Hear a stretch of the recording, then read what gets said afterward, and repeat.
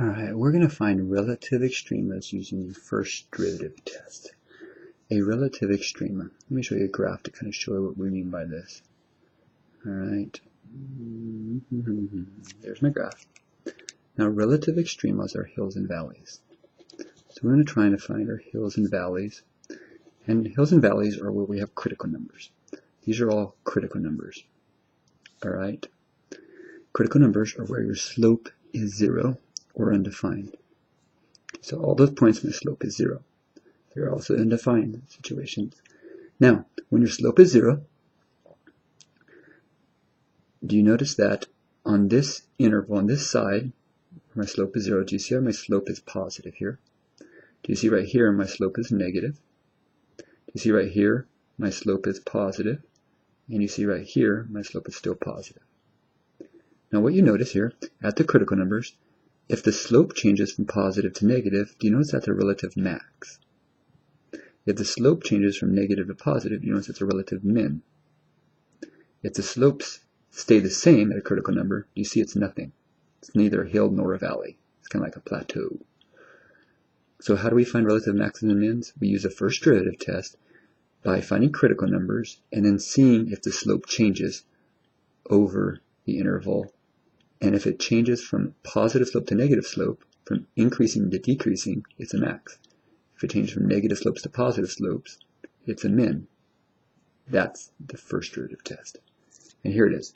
If C is a critical number, these are all critical numbers, on the open interval, and differentiable on the open interval, except possibly at C, so possibly here it might not be differentiable, then f of C is a relative min when the second derivative at the point changes from negative to positive. See how we change from negative to positive? See how it's a min? Alright. If f of C is a relative max, when the derivative, first derivative, changes from positive to negative. First derivative changes from positive to negative, it's a relative max.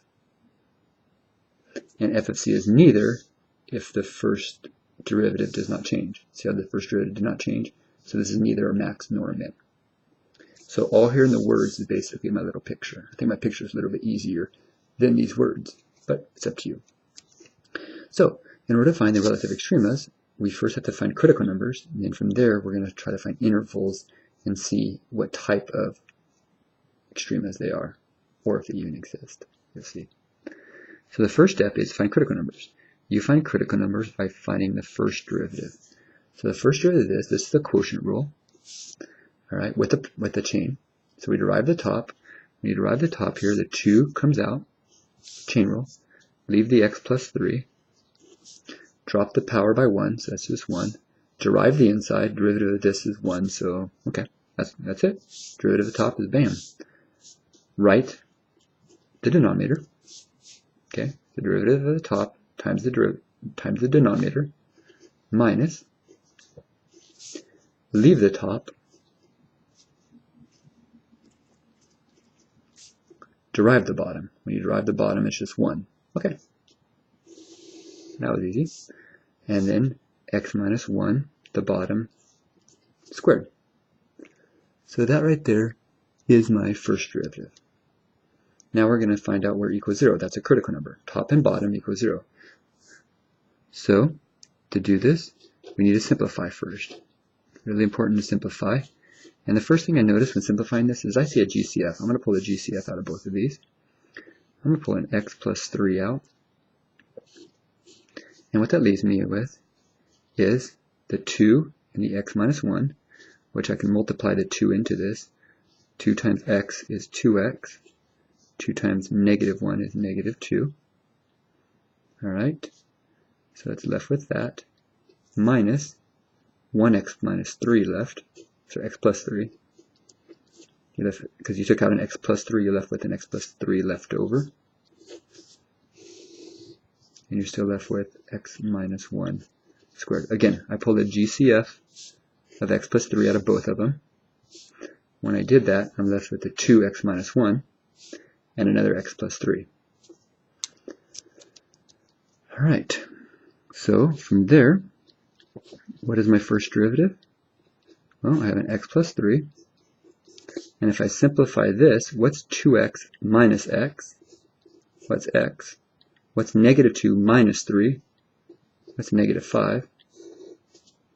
And I have my x1 is 1 squared. All right. So where does this derivative equal 0 or does not exist? Or where does it equal 0 or does not exist? So what you do is you set the top equal to 0 and the bottom equal to 0. All right. You set all this equal to 0 and all this equal to 0.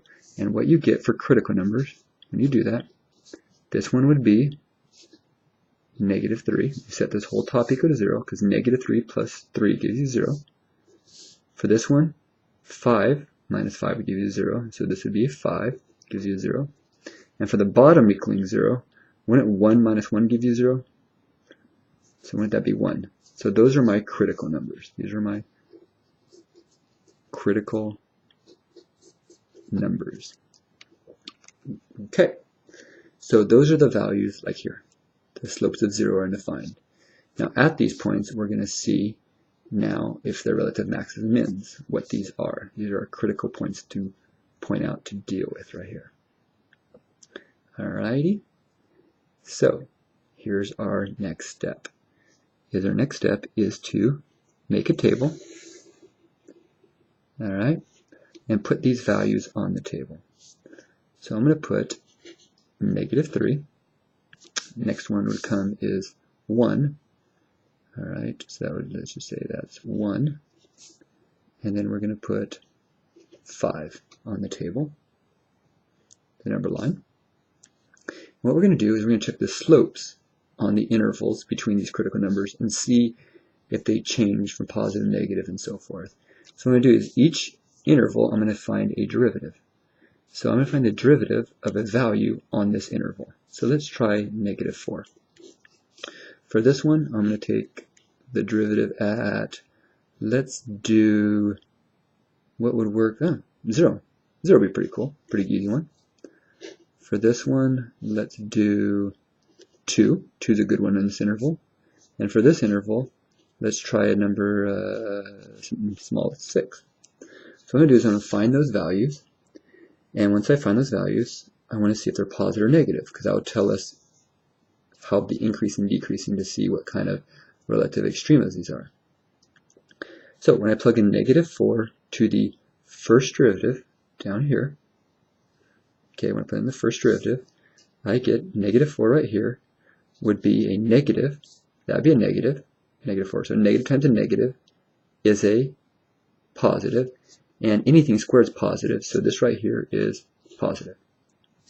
When I plug in 0, 0 plus 3 is 3, positive. 0 minus 5 is negative, so that'd be a negative top. The bottom's always positive here because anything again squared is anything squared is positive. So bottom's always positive. So I got a positive times a negative, so this right here is a negative value. Again, all you care is positive or negative. You don't care about the actual value. Here, plug in 2. 2, that'd be a positive, that'd be a negative. So positive times a negative is a negative, so that'd be negative. 6, positive, positive, so positive and positive is a positive. So those are my slopes. My slopes on this interval are positive, so are increasing, decreasing, decreasing, increasing. All right. So we now know that at negative 3, okay, so negative 3 something, we have to find that value. Okay, we know, since it's increasing to decreasing, we know this is going to be a relative, it's going uphill to downhill, it's going to be a relative max. Because you're going up and then you're going down. You're going a positive slope to a negative slope. And that's going to be a relative max. Right. And this one, it goes from negative to negative. It's one of these. Or actually, this one's an asymptote. Here's why.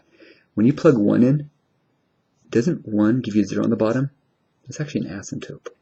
So actually, right off the bat, we knew that wouldn't be an issue, a relative max or min, but you still want to consider it on the interval, because if you don't, it sometimes can mess things up for finding relative max and min. So you always want to include it, even if it's asymptote, even if it doesn't exist, you need to include those on your intervals. Very, very important to include them no matter what, even though we don't have to check that value I mean, right there it shows you it's not a relative min, but also it's not a value, it's an asymptote. You cannot have a critical relative max or min when the value doesn't exist in the original function. Okay, and this last one we have 5 comma something, and since it goes negative to positive slope, we know that's going to be a relative min, because it went negative slope to positive slope. Negative slopes to positive slopes. Relative min. Alright, so my relative min, my relative max. Now how do you find this value? Well, you plug in negative 3 to the original function. When you plug in negative 3, f of negative 3 to the original function, when you do that, you get 0. 0 over a number, so that's basically going to be 0. There's my relative max number. And then this one, I'm going to do f of 5. Okay, so that one's 0. F of 5, when you plug in 5 here, you get 8 squared over 5 minus 1 is 4. So 64 divided by 4 is 18. So your relative min here is 518. The coordinates do exist. If they didn't exist, like they did here, they wouldn't exist. Right there, you can't have a relative max or min when it doesn't exist.